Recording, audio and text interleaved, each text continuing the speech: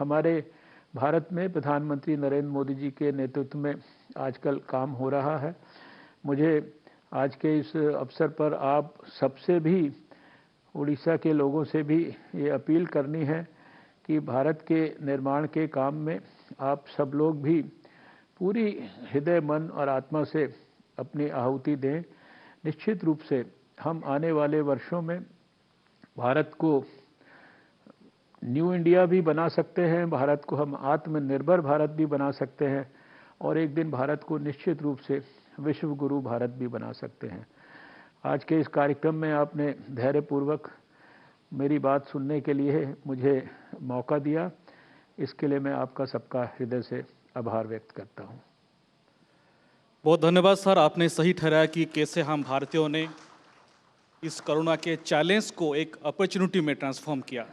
चंद सवाल हैं आपसे डॉक्टर हर्षवर्धन जी, क्योंकि अभी वैक्सीनेशन का दौर चल रहा है।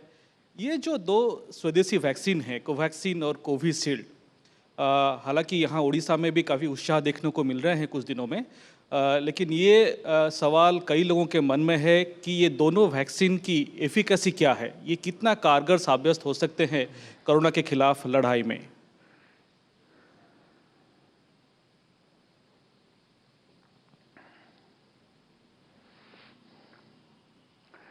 देखिए, ये वैक्सीन्स को इमरजेंसी यूज़ अप्रूवल ये जब दिया जाता है तो ये कोई आर्बिट्रेरी प्रोसेस नहीं होता है। वैक्सीन्स जो है वो पर्याप्त ट्रायल्स के बाद उसके डाटाज जो हैं वो जो ड्रग कंट्रोलर होते हैं उनके पास सबमिट होते हैं। वो फिर अपनी एक्सपर्ट कमेटीज़ को उनको देते हैं। एक्सपर्ट कमेटी में बड़े बड़े विद्वान होते हैं, वैज्ञानिक होते हैं। वो लोग उस डाटा का पूरा अध्ययन करते हैं और अध्ययन करने के बाद जो है, जो भारत सरकार के ड्रग कंट्रोलर हैं, वो जो है उसके लिए अप्रूवल्स देते हैं। दोनों वैक्सीन्स को सब प्रकार की, हर तरह की साइंटिफिक स्क्रूटनी के बाद अप्रूवल दिया गया था। और जब इमरजेंसी सिचुएशन होती है तो उसी के लिए कहा जाता है कि ये इमरजेंसी अप्रूवल्स हैं इस्तेमाल करने के लिए। उनकी इम्यूनोजेनिसिटी और उनकी सेफ्टी, उसके डाटाज को पूरा स्टडी करने के बाद, और एक वैक्सीन के बारे में बहुत ज़्यादा बनाया गया, कंट्रोवर्सीज क्रिएट की गई, लोगों ने उसके ऊपर राजनीति भी बहुत की। एक आध सरकार ने भी इस तरह के विषय जो है उठाकर कि ये वैक्सीन हम यूज़ नहीं करेंगे। हमने उस वैक्सीन के बारे में मैंने तो थ्रू आउट कहा, मैंने ट्विटर पे और सब जगह पर उसके बारे में साइंटिफिकली भी जवाब दिया जिन्होंने इसको इशू बनाने की कोशिश की। स्वयं भारत के प्रधानमंत्री जी ने वो वैक्सीन ली, हमने खुद वो वैक्सीन ली, हमारे बहुत सारे मंत्रियों ने वो वैक्सीन ली।